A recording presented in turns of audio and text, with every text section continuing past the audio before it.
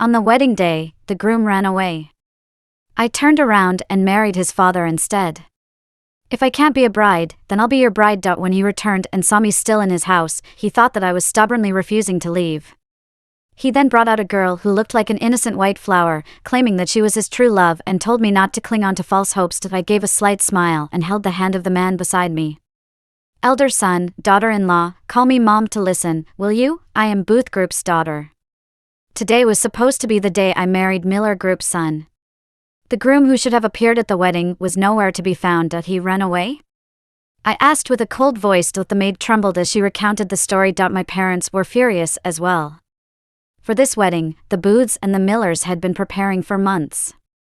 Many wealthy families in LA had received invitations, and the media was eagerly covering the event. During this period, if Peter had any objections to the wedding, he could have brought them up at any time. But for him to run away at the wedding, it was like publicly slapping the face of the Ming family. After comforting me, my parents hurriedly left to discuss a strategy. While I was pondering how to proceed with the engagement banquet in a corner, there was a commotion at the door. I subconsciously looked up and saw a man in a black suit with a handsome face. It was Jack, the current head of the Millers and Peter's nominal father, a man in his mid-30s who looked like he was in his early 20s. Jack rarely appeared at large gatherings. Even to me, his face was a rare sight. As everyone in the banquet rushed to him, I saw a crazy idea pop into my head. Watching Jack politely refuse everyone and stride towards me. Jack, I showed a polite smile, but with a hint of grievance. Christina, I'm sorry for the trouble. I have sent someone to catch him. Once caught, you can decide what to do.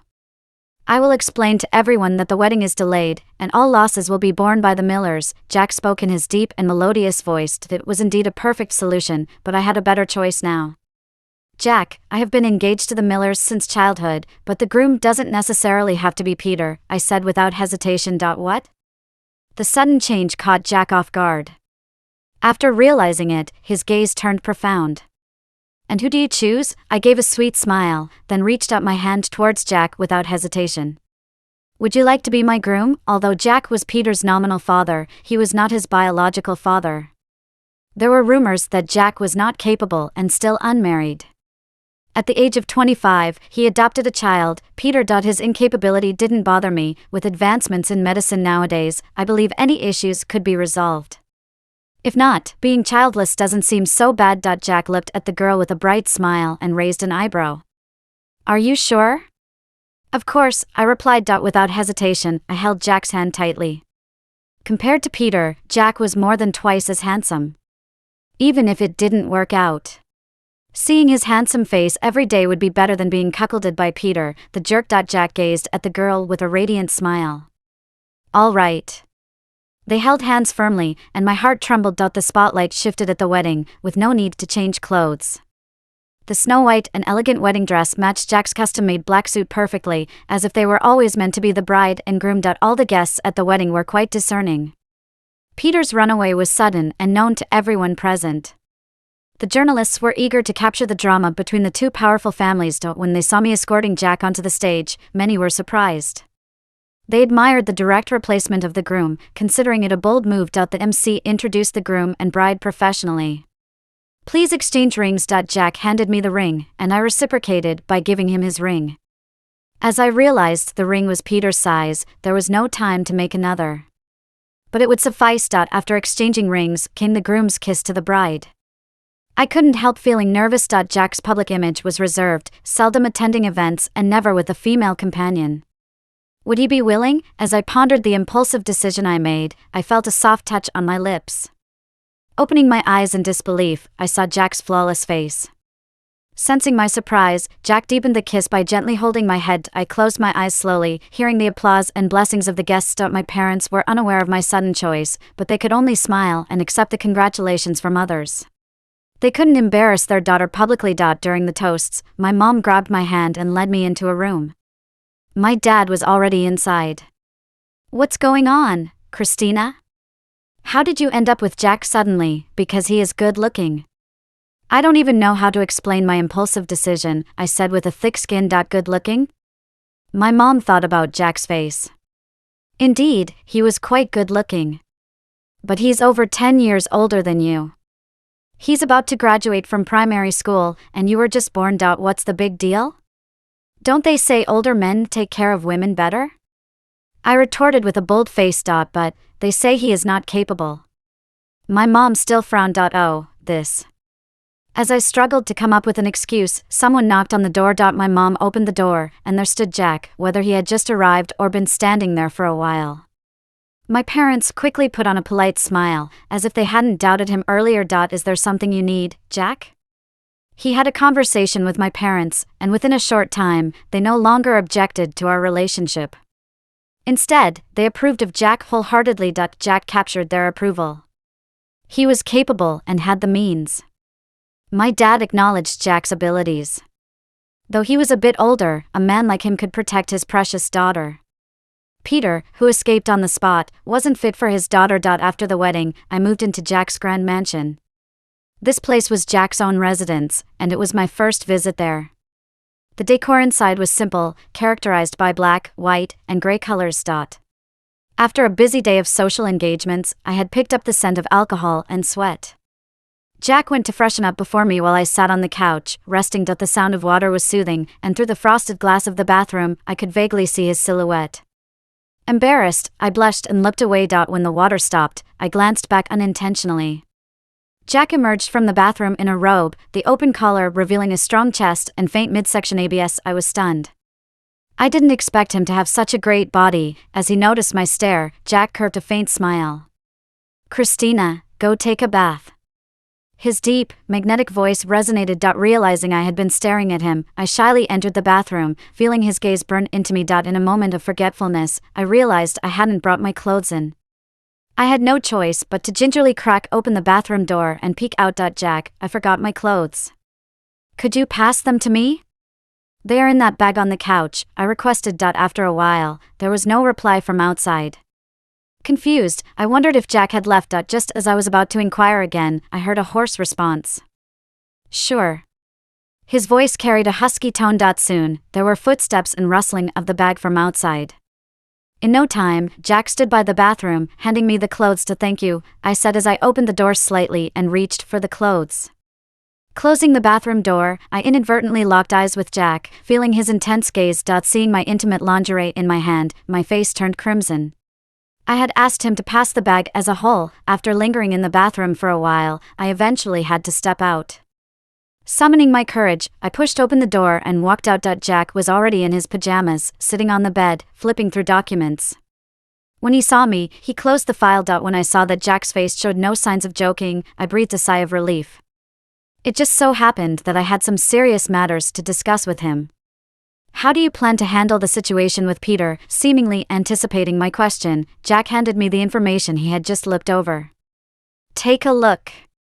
I walked over and took the documents. Inside was the story of Peter's acquaintance with a girl, reminiscent of a romantic novel with a wealthy young man and an ordinary girl.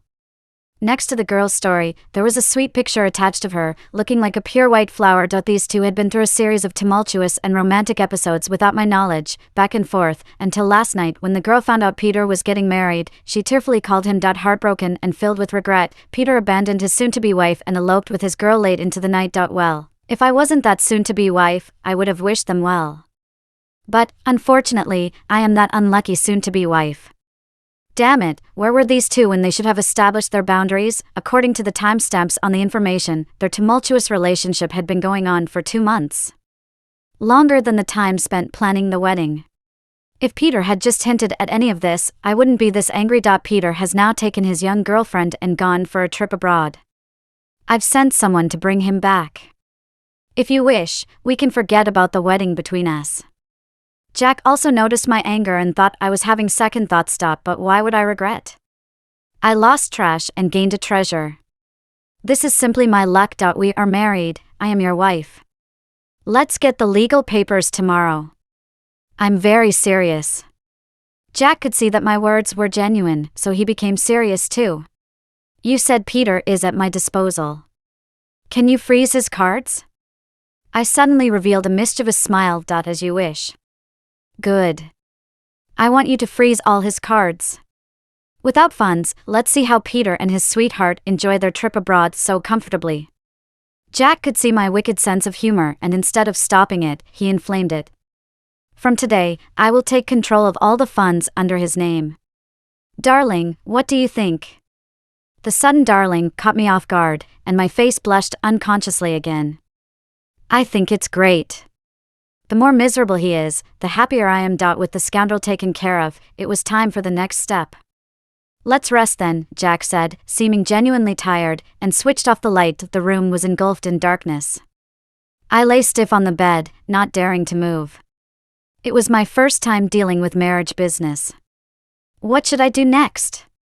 The wedding night candles. Just as I was contemplating whether to take the initiative, Jack's voice rang softly in the darkness. Sleep, I won't touch you until you agree. As I let out a breath of relief, I remembered the rumors I had heard before. With a beauty by his side, can Jack really resist? Can he really? Just can't. As soon as I closed my eyes, Jack's eyes opened again. I realized that I had accidentally spoken my inner thoughts and quickly pretended to be asleep. But in less than 2 seconds of closing my eyes, I felt another body on mine. Long fingers rested on my soft waist, warm breath tickled my ear. Why not let the lady try? It turns out, one should not provoke a man who has been abstinent for years. The consequences are one's own doing. The next morning when I woke up, the sun was already high up. The spot beside me was cold. Jack wasn't there. It makes sense. As a busy CEO. Hungry and with a growling stomach, I went downstairs to find something to eat. To my surprise, Jack was sitting at the dining table, reading a magazine. Madam is awake. Did you rest well last night? Today Jack wasn't wearing a suit. He had on a simple white shirt, the collar slightly open, revealing faint traces underneath. Thinking back to last night, I blushed again, but retorted, I rested well, honey. Upon hearing this nickname, Jack's smile became more playful. It seems Madam was satisfied with last night. Who's praising who? This old man really has a thick skin. Can't match, really can't match. I grumbled and sat down at the table. I'm hungry. Jack chuckled indulgently and brought the warm breakfast over. You might not fancy greasy food in the morning. The breakfast spread on the table was simple, a plate of buns, 2 side dishes, and a bowl of porridge. I couldn't resist due to hunger and dig into one of the buns. My eyes lit up instantly. It's delicious. It's based on your taste. As much as I wanted to deliver a teasing remark, the taste was really good. Can't disregard conscience. Seeing me eating happily, Jack was also pleased with his culinary skills. After finishing the meal, I went upstairs to change. Unprepared for the sudden decision to marry Jack, there were no women's clothes in the villa. I had brought my clothes from my parents' home. Jack frowned slightly and made a call. When he returned, I was already dressed. Let's go, Jack. Good. Today, Jack wore a white shirt paired with light denim pants, looking like a youthful college student. But, as I blushed while staring at his exposed collarbone and the red marks below, are you going out like this? Can you not? Jack was puzzled. I had to step up to fix his collar, then we linked arms and walked out. Jack chuckled softly and held my hand firmly. With our wedding photos fresh out, I was truly Jack's wife now. Leaving the single life behind, I still felt a bit uneasy. But as I looked at the beautifully matched couple in the wedding photos, such a perfect pairing. I really have good taste. Peter and his young girlfriend were off traveling abroad, with his cards frozen. They would likely be back in a few days. Jack was very thoughtful. After we obtained our marriage certificates and returned home, the once empty wardrobe was now filled with brand new, seasonal clothing and jewelry. You can use these for now as it was urgent. Jack explained. Although many of the clothes were what I already had, I was very pleased with Jack's gesture and rewarded him with a kiss. As expected, Peter's cards were frozen, and he was stranded abroad. As a scion of a conglomerate, he never carried cash. Fortunately, with his girlfriend by his side, who had stopped working since being with Peter, she still had some savings. If it weren't for her, he probably wouldn't have been able to return. Peter's girlfriend, originally named Tina, comforted him gently. Don't worry, Peter. Something must have happened. Let's buy tickets back first. Thank you, Tina. Seeing Tina use her savings to buy plane tickets, Peter was deeply touched. Suspecting Christine, he realized why his cards were frozen. His cards had no limits, so the banks wouldn't have dared to freeze them without reason. It must have been Christine who said something. After all, the wedding was over, and it was time to return home. After spending so much time together, Peter realized they truly loved each other and decided to give her a proper status. After all, she had given her all to him. Thinking this, Peter's face lit up with happiness. They would get married as soon as they got back, and he would take over the Miller Group from Jack. Nobody could control him then. Feeling excited about their future, the two hastily took a flight back. After a 7-hour-long flight, by the time they arrived at the mansion early in the morning, it was precisely 8 o'clock. Knowing Jack usually didn't stay in the old mansion, Peter headed straight to Jack's villa. At that moment, I was lazily sitting on the couch watching TV, waiting for Jack's breakfast. For these past days, being close with Jack, I always felt he had an air of restraint, but now I realized it was all an act. He was truly like a demon, sucking away people's energy. To enjoy some private time, Jack had given the house staff a short break, with only the cleaning lady coming in a few times. Hence, all 3 meals a day were taken care of by Jack. Unable to resist temptation, I chuckled as I ate. And every time Jack saw me happily sated, he playfully teased me. Just then, a mechanical voice sounded, "Master, there's someone at the door." Checking the monitor, I saw Peter and Tina looking exhausted, and I raised an eyebrow. They certainly made good time. Your eldest son is back. I walked into the kitchen, leaned on Jack's back, and watched as he cooked a perfect sunny-side-up egg. I waited for this. I left Peter and Tina waiting outside the door, and leisurely went upstairs to change clothes before opening the door. The villa was large, and the yard outside was also spacious, almost like a small estate. Previous guests would usually come in by car, but unfortunately, the driver was also on vacation, and I couldn't be bothered to drive to pick them up, so I had to ask them to walk in on their own. After Peter and Tina got off the plane, they rushed towards the villa without even having a meal. They were now hungry and thirsty, but for the sake of face, they had to wait at the door. Finally, when the door opened, they had to walk in on their own. This place is really big. Tina's eyes flashed with envy and jealousy. "When we get married, I will buy you a big place like this," Peter said proudly. "It must be very expensive, Peter." "It's not necessary.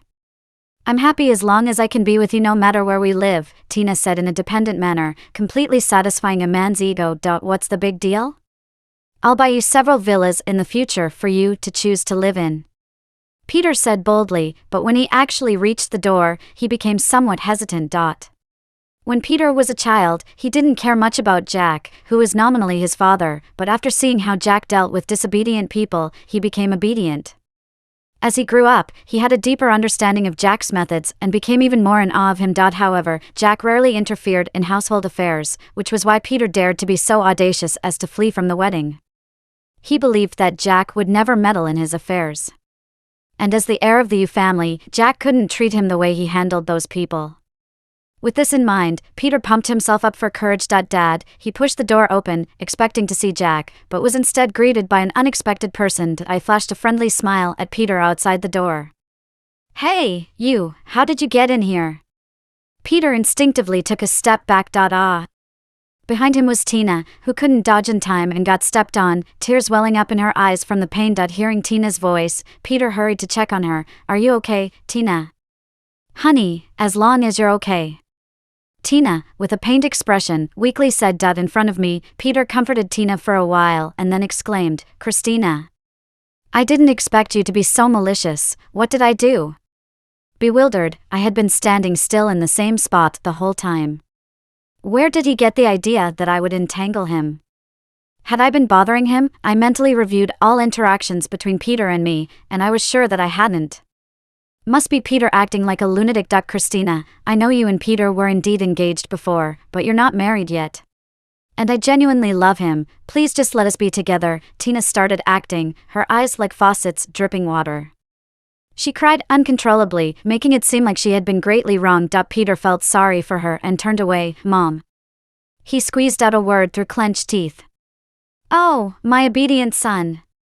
I couldn't contain my smile any longer, laughing freely. "Mom."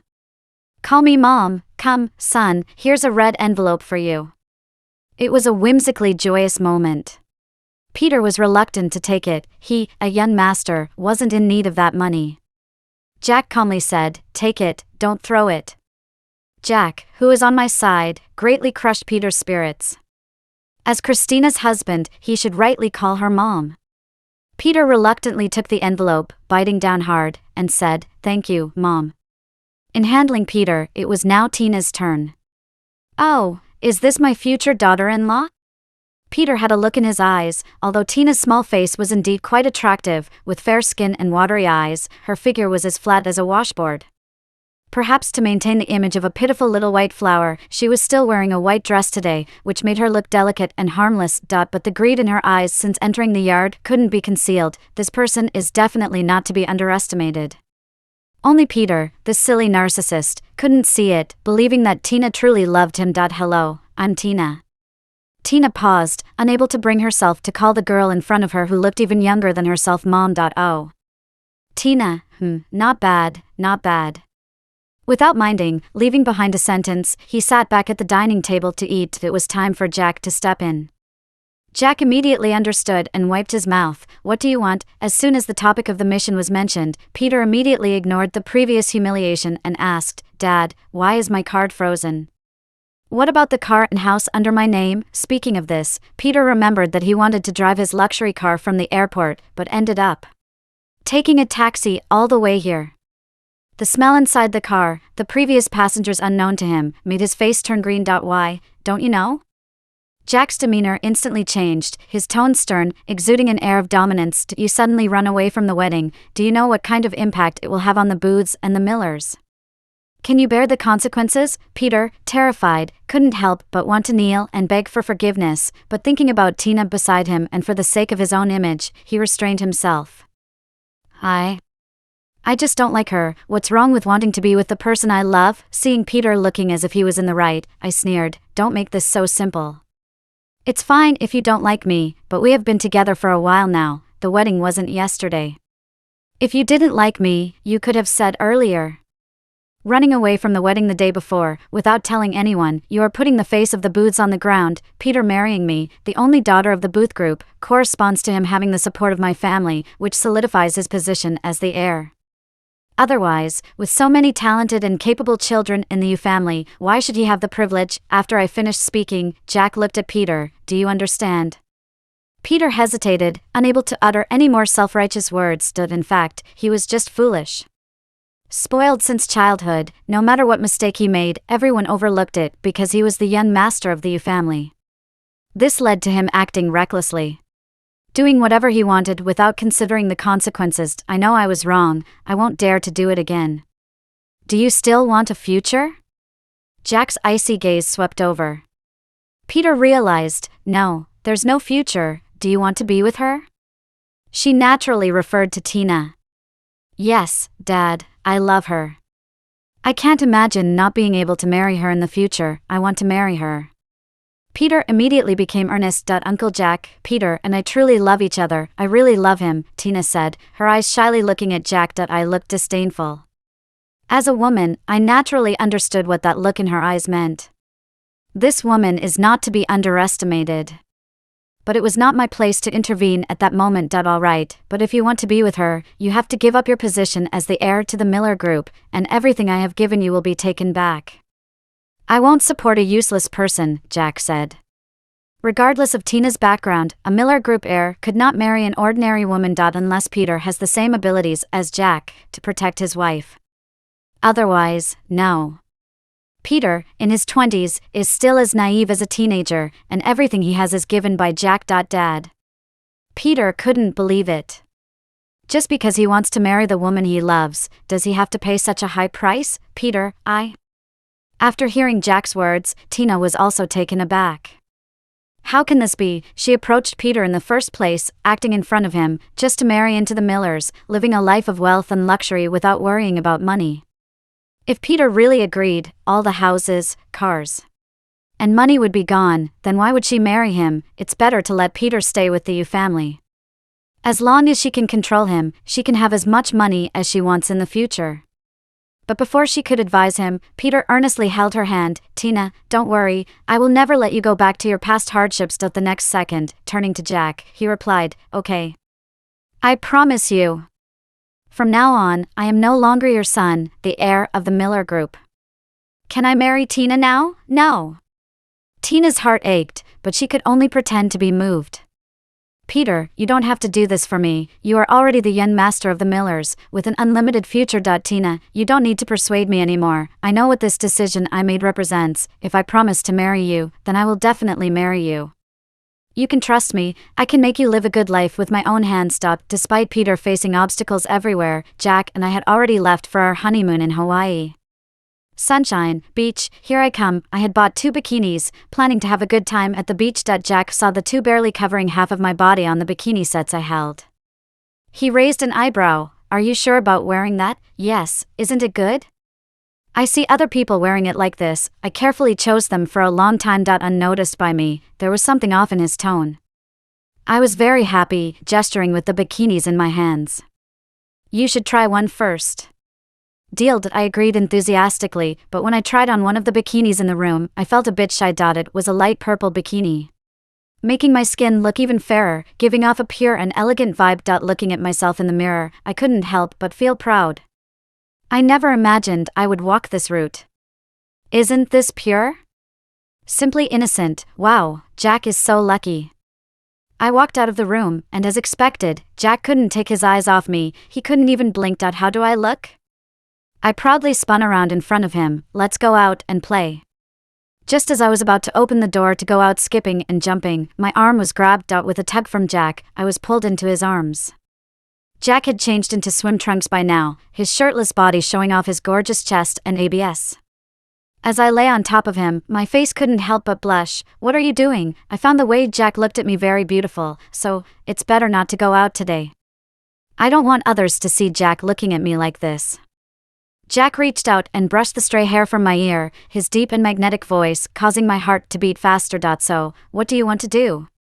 I gave a mischievous smile, leaning close to his ear, speaking softly. What do you think? Jack's eyes were intense. I woke up the next day standing in front of the mirror, looking at the marks on my body. Jack! You jealous old man, I gritted my teeth, deciding that when we got back, I would make him sleep on the couch for 2 weeks, no, 2 months. Christina, am not that easy to mess with. But after going through this, I reluctantly gave up my tiny bikini and chose a more modest outfit. I really didn't want to wake up the next day again. Sleeping a few more times in a row could mean the honeymoon ending and going back home. The Hawaii beach, the endless sea blending with the blue sky, it's really beautiful. Jack sat quietly on a lounge chair watching me play, calling me over when it was time to apply sunscreen, feeding me fruits, feeding me juice. I just had to lie down and open my mouth to enjoy. Life couldn't get any better than this. And Peter, well, he was having a tough time. Although he had borrowed over $100,000 from friends before, along with some savings, totaling just over $200,000, under his uncontrolled spending, in less than a month, there was almost nothing left of the $200,000. Peter still couldn't find a job. Instead, Tina managed to find a job as a waitress, taking on the responsibility of providing for the family. Tina still held on to hope, thinking that maybe the family was just pretending to drive her away, and continued to play the role of a good girl in front of Peter. Peter was deeply moved by her actions. The remaining tens of thousands of dollars in his pocket were handed over to Tina, and upon Tina's recommendation, he got a job at a company. Being a graduate of a prestigious university, Peter had no trouble landing the job. But Peter was used to a lavish lifestyle, and once in the small business, he was just an ordinary employee, prone to being looked down upon by anyone in the company.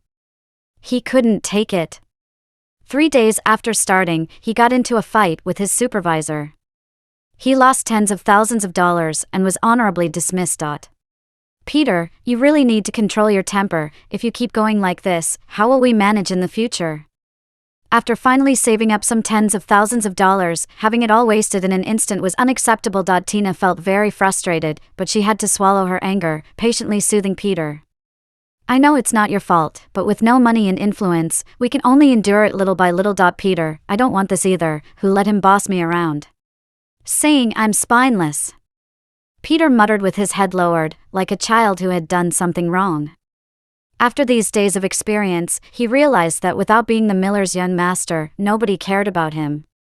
Only Tina still treated him as before, and he couldn't afford to lose her anymore. Peter, I know it's not your fault, but we have no money or power, we have to endure it slowly. Tina held Peter's hand to her stomach. I'm already pregnant, Peter, we have to give our child a good life. Really? Peter's eyes lit up. Yes, so Peter, you have to pull yourself together. If we can't give our child a good life, I'd rather not have this child. With her head down, Tina's voice choked up. Why don't you go beg Uncle Jack, and also your parents, for the sake of this child, they might let you come back to Tina, don't worry, I want to give him a good life, I will do my best. Peter's gaze hardened. But he still didn't agree to Tina's request to seek help from the Yu family. Peter had his own pride, and once he agreed to something with Jack, he wanted to rely on himself to have a good life rather than depend on others. A month later, after Jack and I returned from our honeymoon, I was shocked when I saw Peter. Is this the same unruly young master from before? His hair was unkempt, full of dust, his clothes wrinkled and dirty, looking like a laborer from a construction site. He was holding a box of milk and a box of pastries. What's this? Peter also knew that he didn't fit into the luxurious mansion anymore. He scratched his head awkwardly. Don't worry, I'm not here to ask for money. What do you mean? I furrowed my brows, not understanding at the moment. I just want to thank you. Peter put the milk and pastries on the ground, probably worried that his dirty clothes would soil mine. Then he bowed to me from a few steps away. I took a step back, not daring to accept the items. Thank me? Thank me for what? Thank me for joining Jack and kicking him out to enjoy life? Is Peter out of his mind? Yes, thank you. If it weren't for you and the things you said to me, I might never have experienced the happiness I have now. I may not be as wealthy as before, but being with Tina makes me happy every day. Peter's smile was genuine. He was truly happy. During this month, Peter had been through a lot. Once pampered and surrounded by everyone in the first half of his life, now he was going through a tough time. With Tina pregnant, Peter couldn't bear to let her work anymore. Seeing their money running out, he gritted his teeth and found another job. Working in a private company, he couldn't stand the arrogance of the management, and the pay as a waiter or dish cleaner was too low. He couldn't support Tina and the unborn baby. So Peter reluctantly went to work in construction. He was really doing manual labor. Earned $500 a day. He used to spend that much on a single drink, but now he was working hard for this amount. During this time, he learned how difficult life was for the lower-level workers, something he had never realized before. Although it was hard and tiring now, seeing the paycheck in his bank felt fulfilling. Coming home to a hot meal and Tina's smile each day felt warm. Was this what home felt like? Seeing the joy on Peter's face, I understood. I didn't expect Tina to endure for this long. Soon after, Peter dropped another bombshell. I'm here to tell you that Tina is pregnant, we are having a baby, and I will work hard to provide for them on my own. I was surprised but kept calm. As long as you're happy, I wish you and Jack happiness. Peter was waiting for this response, and he left happily. Watching his back, he seemed like an idiot, sporting a big green hat over his head. Back at the villa, I told Jack about Tina's pregnancy and how Peter had sent a box of milk and pastries, asking him if he wanted to try them. Jack was also surprised and made a call. 2 hours later, a freshly brewed piece of information was delivered to us. Jack opened it and skimmed through. I leaned over curiously. How is it? How is it? Is the child Tina is carrying really Peter's? Take a look. Jack didn't say directly, just handing me the document. I became even more curious and scanned through it, detailing Peter's experiences over the past 2 months. No wonder he had said so many strange things at the door earlier. He had indeed gone through a lot. He used to be admired as the Yu family's young master. Now he knew the harsh reality of life. Not bad, making progress. But as I read the next line, I raised my eyebrows, thinking of Peter's happy face. It seems he's about to experience another blow. Peter was struggling hard for the growth of his wife and child, which was right. But unfortunately, his judgment wasn't great. Let's wait a bit more, it should be soon. Jack took the document back from me, affectionately rubbing my head. Looks like you still care about Peter after all. I leaned on Jack. The documents were sent promptly, indicating that Jack had been following Peter all along. Not really. Jack shook his head. Simply put, you want to watch the show. So he had people watching Peter and Tina, ensuring I would get first-hand information. You're so good. I playfully left a bite mark on Jack's handsome face. Do you have to leave a bite mark? Feeling the spreading pain on his face, Jack looked at me with a mix of helplessness and adoration. Can't I? You are all mine. I pouted playfully. Jack chuckled softly, his low, magnetic voice coming through. Of course, darling, it would be my pleasure. But, darling, I have to go to the office this afternoon. If you don't mind, you can take a few more bites. Oh no. I leaped off him in a hurry, grabbing a towel. It would ruin my elegant and ladylike image, and just as Jack said, it didn't take long. Within a month, Tina sold the house and ran away with all the money. Peter was spending money extravagantly, so Tina suggested keeping all the money with her. Peter agreed without hesitation. During the time they were together, all the money Peter earned from hauling bricks on the construction site, more than $10,000, was handed over to Tina. Peter was left with just a few $100 for petty expenses. Tina's sudden escape caught Peter off guard. He didn't even notice anything was amiss. After work as usual, he returned home only to find that another family had moved in. To his shock, the previous owner had sold the house to them. Shrinking into himself at the street corner, Peter still held the strawberries he had bought for Tina on the way. Why? Peter couldn't understand. Everything was fine before. Why did Tina leave? Did he do something wrong? With only a few $100 in his hand, staying a night in this bustling city would not be enough. Without a blanket or any heating, Peter found himself shivering on a bench in the park on a chilly early winter night. Unable to fall asleep due to the cold, Peter's mind kept rewinding the events of the past 6 months. He finally realized he had been deceived. A sob that sounded like a mix of laughter and tears escaped Peter's throat. Barely making it through the night, Peter stood up in a daze and headed to the police station. Tina had fooled him so badly, she wouldn't get away with it. Just a step away from the police station, his vision went dark and he passed out. When he opened his eyes again, he found himself in a hospital ward. Awake now? I rose to pour Peter a glass of water. How did you end up here? Peter asked hoarsely, clearly surprised to see me. You fainted at the entrance to the police station, and the police called us, I replied truthfully. Jack had some things to take care of. As you know, there's always a lot going on at the company. After drinking the water, Peter's throat felt better. Thank you, he said. Don't mention it. It was nothing, I waved casually, sitting back in the chair. Watching Peter with a hint of amusement. What are your plans now? I asked, but Peter remained silent. Sensing his reluctance, I decided to leave since he was awake, and my job was done. Clutching his fists tightly, Peter grew more resolute. Just as I was about to leave the hospital ward, wait, ma'am, I turned back in surprise as Peter flopped down from the bed and knelt before me. What are you up to?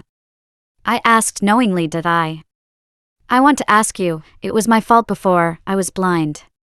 Please, have mercy, help me, Peter apologized sincerely, a rare sight from the usually proud and arrogant young man. I nodded generously. Really? Peter seemed taken aback by my quick agreement. Raising an eyebrow, I teased, don't give me that look. I can be quite compassionate. With that, I handed Peter a piece of paper.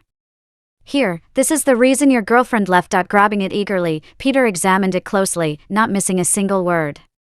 It turned out Tina was not as innocent as she portrayed herself. She had abortions in high school, got involved with troublemakers, and failed to focus on studies, which led to her not attending college. Forced to start working at a young age, Tina grew lazy and reluctant to work hard for a meager income. She set her sights on Peter, who frequented the hotel for meals, a pampered young man, easy to deceive. Peter had indeed fallen for Tina's schemes. If not for the unexpected intervention from me, disrupting Tina's plans, she would have succeeded. Tina's baby was not Peter's, it belonged to another troublemaker. Conceived 2 months before she got together with Peter. Her early departure was due to the urgency of the situation. Otherwise, if Peter grew suspicious, she wouldn't gain anything to this. It's like this. She really saw me as a fool. Tears streamed down Peter's face. He had genuinely cared for Tina. Watching Peter cry so bitterly on the floor, I shook my head in disapproval. Love truly blinds people. Peter's recovery was as swift as his despair had been the day before. Though he wept abundantly one day, the next day, he dressed in a suit and headed to the Miller Group for work, an arrangement made by Jack. However, Peter would not return to the Miller Group as the vice president this time. He started at a lower-level position. According to Jack, you can't expect to gain without effort. How will you prove your capabilities without showing results? How far you climb depends on yourself. Despite being a graduate of a prestigious university, Peter adapted well to his new position at the bottom rung. After a few months' exposure to the outside world, he visibly matured and handled tasks, big and small, efficiently. Jack, who was intolerant of imperfections, was highly pleased. After Tina left Peter, her life didn't turn out as well as anticipated. Bob, the troublemaker, had no steady job and persuaded Tina to run away with the money after Peter was kicked out. Initially, they lived harmoniously with money to spare, but trouble loomed ahead. Bob, unfaithful behind Tina's back, came home reeking of perfume. When confronted, he dismissed it as work-related. However, Tina sensed his infidelity. Threatening to expose him if he continued his affairs, Tina warned Bob not to betray her. Oblivious to Bob's deception, Tina believed his sweet words. Observing the private investigator's footage on my phone, I couldn't help but chuckle. Tina had manipulated Peter but seemed oblivious to Bob's games, seeming to fall victim to infatuation or sheer ignorance. Watching the dramatic events unfold between the deceitful couple, it was only a matter of time before their relationship crumbled. 2 months later, Tina caught Bob red-handed with another woman in a hotel room. The confrontation turned violent, resulting in Tina going into premature labor after a physical scuffle. Despite the tragedy of delivering a stillborn baby prematurely, Tina could no longer conceive due to severe complications. Bob's callousness during the incident and subsequent disregard for Tina's well-being fueled her determination for vengeance.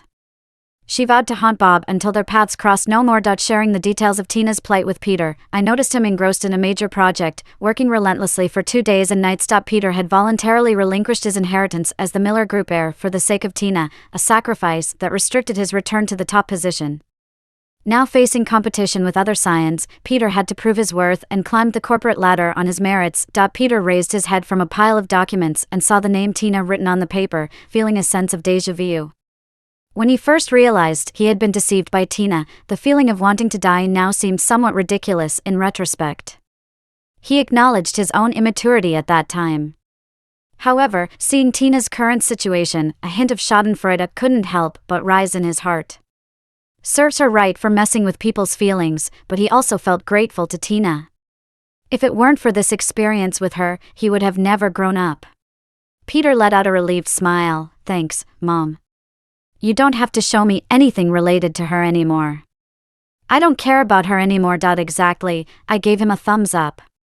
Just for calling me Mom, that thumb had to go up. That evening, after finishing washing up and laying in bed, I remembered the incident and shared the story with Jack as a joke. Smart people sometimes outsmart themselves, especially when they're not very smart to begin with. Jack was not very interested. If Peter could be fooled, it was because Peter was even dumber. I agreed with him. Speaking of this, Peter's reaction was unexpected. Wasn't he always thinking about love and romance before? How did he change so quickly? It seems like he's nearly given up on love now. Peter's quick detachment from this incident surprised me. Listening to me chatter endlessly about Peter, Jack finally couldn't take it anymore, his voice hoarse. Since Madam has so much free time, why don't we do something fun? But, forget it. I have to go to the office tomorrow, can't leave any traces. In any case, in this absurd event of the runaway groom being replaced by his father, I unexpectedly found myself getting along well with Jack, who was very indulgent of me. 3 years later, Jack and I had a little treasure, a daughter. However, our daughter did not inherit my beauty, but rather Jack's handsome face. This made Jack, who loved his daughter, feel a bit awkward facing a face that resembled his own. But I wasn't too concerned. There was nothing odd about Jack's face on our daughter. Normally so reserved and cool. Jack's daughter always pouted and cooed at me for cuddles. When our daughter grew a bit older, I bought her a bunch of little dresses, all kinds of princess dresses, cute, stylish, and quirky. It's all about the face pulling off the fashion, as any outfit she wore looked so fitting on her. Our daughter also loved these beautiful clothes. Every time I bought new clothes, she would eagerly come over to let me dress her up. Jack was helpless about this, but couldn't stop my mischievous behavior. I also bought a lot of matching outfits for the family, cute dinosaur pajamas for the whole family. Watching Jack clumsily doing anything while wearing dinosaur pajamas, if his colleagues at the company saw him, they would probably laugh like crazy. Don't laugh, Jack said helplessly. In response, I burst into even more outrageous laughter. Ha ha ha. Ha ha ha ha, Christina. Jack, embarrassed, covered my mouth. I couldn't make a sound. I'm reporting you for cheating. Just as we were lost in our own world, a sweet voice of our grandmother came from the side. I want kisses too. Stepping forward, we saw our little treasure. Both Jack and I blushed. Kisses. Our daughter, not understanding, raised her small hands for a hug. Jack picked up our little treasure, and we exchanged a knowing glance, each planting a kiss on our daughter's tender little cheeks.